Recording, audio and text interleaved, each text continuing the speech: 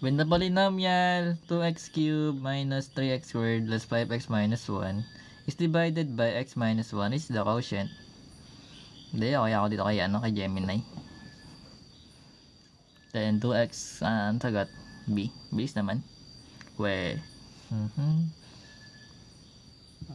Ang ginawa niya, base naman, naghuhula lang, wala to guys. Walang try. Dapat sure. Pag minental natin yan, magiging 2x squared, that's correct. Tapos 2x cube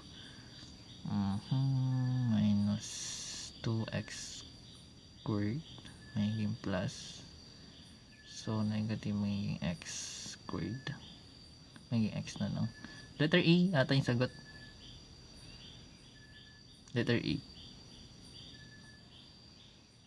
Tama ka? Nakangiti. Siyempre, yan talaga. Letter E yata.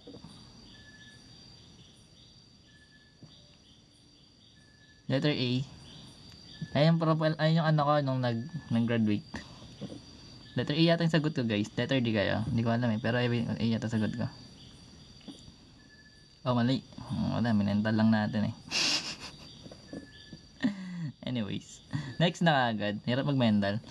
Simplify the expression x cubed minus 8. So, magkakaroon tayo doon ng x squared plus 2x plus 4. Basic. Ay, ano daw yung fractal? Sir, AJ? Di ba sa ano to? Sa Fibonacci yata ate.